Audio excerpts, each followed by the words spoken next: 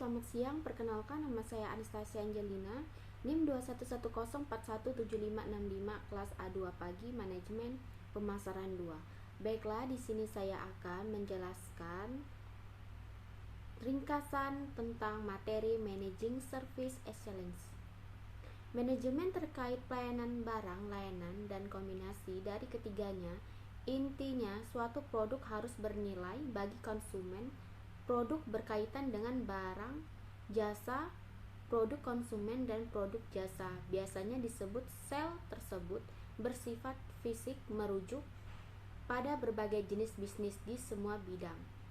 Sisinya berbeda, layanan sendiri bersifat non-fisik terbagi menjadi dua, yaitu pelanggan jasa dan barang.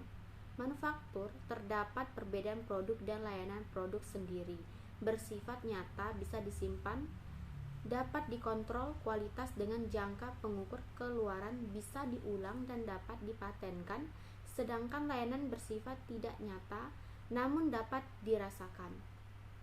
Manfaatnya tak tahan lama dan dapat menentukan dengan pengalamannya yang sangat sulit untuk diulang, dan tidak dapat dipatenkan. Penyedia layanan hotel, restoran, hiburan, kesehatan, pendidikan, perdagangan besar, dan eceran transportasi.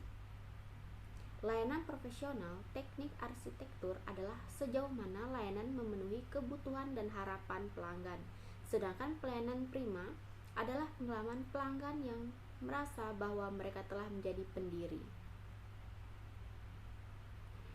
Dimensi yaitu komunikasi, kompetensi, kesopanan, daya tangkap, keamanan.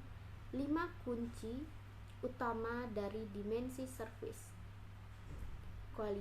Quality yaitu kendala, ketanggapan, jaminan adalah model yang dikembangkan dan mengacu pada elemen lingkungan fisik, di mana pertemuan layanan dan terjadi lingkungan fisik disebut sebagai layanan. Fasilitas kinerja atau komunikasi layanan sangat berguna untuk industri, jasa pariwisata, perhotelan, studio universal menggunakan model secara fisik efek dari servis pada perilaku konsumen yang mengacu pada nilai tinggi, melebihi beri hadiah untuk setiap manfaat dari perusahaan.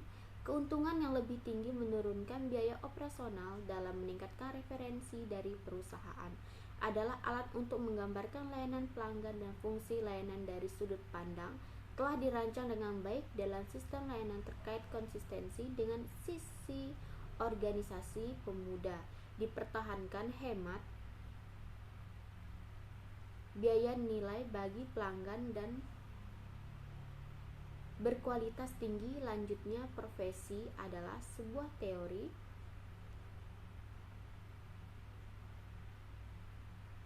dan model yang dikembangkan oleh sekelompok peneliti dari universitas di tahun 90-an. Ini membangun hubungan antara profitabilitas, loyalitas pelanggan, kepuasan karyawan, loyalitas dan produktivitas. Alat kualitas pelayanan adalah alat untuk menganalisis dan mengatasi layanan masalah kualitas dan profitabilitas. Terdapat 7 alat kualitas itu kas dan efek diagram Pareto chart. Ini terdapat 7 alat komunikasi, antara lain affinity, diagram data adalah program dan penerapan fungsi. FB adalah metode untuk perencanaan struktur dan pengembangan yang memungkinkan pengembangan tim untuk menentukan